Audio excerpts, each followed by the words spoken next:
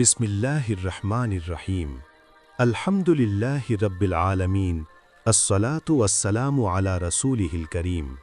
আসসালামু আলাইকুম ওয়া রাহমাতুল্লাহ। প্রিয় দর্শক, আজকের আলোচনায় আমরা জানব সাহরি ও ইফতারের সুন্নত পদ্ধতি কুরআন ও সহিহ হাদিসের আলোকে। রমজান শুধু ক্ষুধা ও তৃষ্ণা সহ্য করার মাস নয়, এটি আত্মশুদ্ধি, তাকওয়া অর্জন এবং সুন্নাহ অনুসরণের মাস। তাই সাহরি ও ইফতার সঠিক নিয়মে পালন করলে রোজার সওয়াব আরও বৃদ্ধি পায়। রোজার নির্দেশ কোরআনের আলোকে।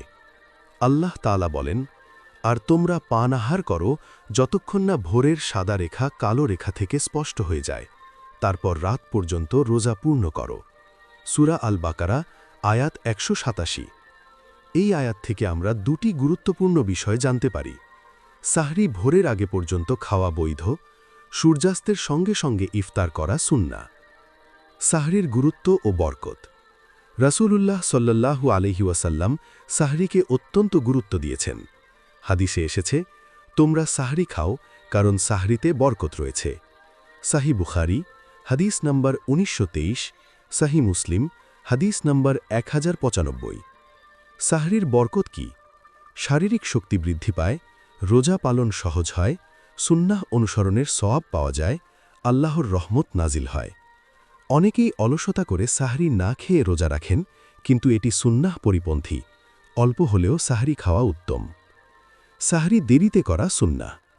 রাসূলুল্লাহ সাল্লাল্লাহু আলাইহি ওয়াসাল্লাম সাহরি দেরিতে করতেন। হাদিসে এসেছে, আমরা রাসূলুল্লাহ সাল্লাল্লাহু আলাইহি ওয়াসাল্লামের সঙ্গে সাহরি খেয়েছি, তারপর তিনি নামাজে দাঁড়িয়েছেন। বর্ণনাকারী বলেন, সাহরি ও ফজরের মাঝে সময় ছিল প্রায় ৫০ আয়াত তেলাওয়াতের সমান। সাহিহ বুখারী হাদিস নাম্বার ৫৭৫। অর্থাৎ ফজরের একদম কাছাকাছি সময়ে সাহরি করা উত্তম, তবে সন্দেহজনক সময়ে খাওয়া উচিত নয়। সাহরিতে কি খাওয়া উত্তম? হাদিসে খেজুরের কথা বিশেষভাবে এসেছে। মুমিনের জন্য উত্তম সাহরি হল খেজুর। সুনান আবু দাউদ হাদিস নাম্বার ২৩৪৫। খেজুর শক্তি দেয় এবং সুন্নাহ অনুসরণের সুযোগ করে দেয়। ইফতার দ্রুত করা সুন্নাহ। ইফতার দেরি করা ইসলামে নিরুৎসাহিত। রাসূলুল্লাহ সাল্লাল্লাহু আলাইহি ওয়াসাল্লাম বলেছেন, মানুষ কল্যাণের ওপর থাকবে যতক্ষণ তারা ইফতার তাড়াতাড়ি করবে। সাহিহ বুখারী হাদিস নাম্বার ১৯৫৭, সাহিহ মুসলিম হাদিস নাম্বার ১০৯৮। অর্থাৎ সূর্যাস্ত হওয়ার সঙ্গে সঙ্গে ইফতার করা সুন্নাহ। অনেকে অতিরিক্ত সতর্কতার নামে ৫-১০ মিনিট দেরি করেন, এটি সুন্নাহ নয়। ইফতার কি দিয়ে শুরু করা সুন্নাহ? হাদিসে এসেছে, রাসূলুল্লাহ সাল্লাল্লাহু আলাইহি ওয়াসাল্লাম নামাজের আগে তাজা খেজুর দিয়ে ইফতার করতেন। যদি না পেতেন শুকনা খেজুর দিয়ে, আর তাও না পেলে কয়েক ঢোক পানি দিয়ে। জামে তিরমিজি হাদিস নাম্বার ৬৯৬। অর্থাৎ ইফতার শুরু করার উত্তম পদ্ধতি খেজুর, পানি, তারপর নামাজ। ইফতারের সময় দোয়া। ইফতারের সময় দোয়া কবুল হয়, এটি অত্যন্ত গুরুত্বপূর্ণ সময়।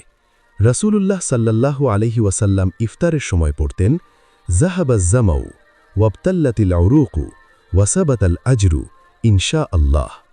অর্থ, তৃষ্ণা দূর হল, শিরা উপশিরা সিক্ত হল এবং ইনশা আল্লাহ সোয়াব নিশ্চিত হল।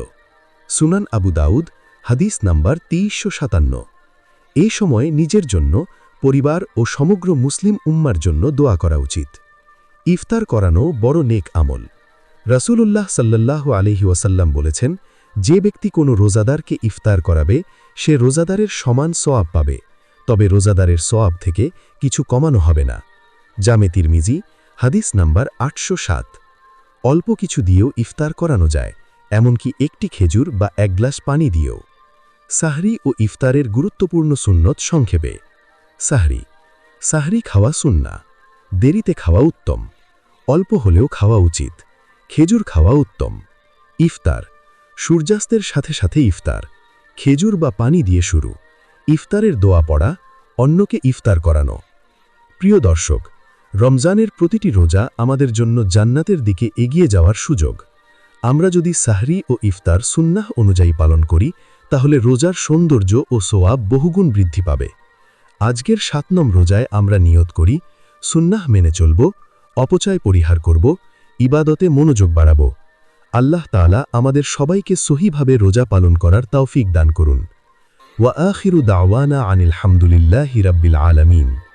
ভিডিওটি ভালো লাগলে লাইক দিন, ইসলামের জ্ঞান ছড়াতে শেয়ার করুন এবং এমন আরও ইসলামিক ভিডিও পেতে চ্যানেলটি সাবস্ক্রাইব করুন। মহান আল্লাহ আমাদের সবাইকে উভয় জাহানের কল্যাণ দান করুন। আমিন।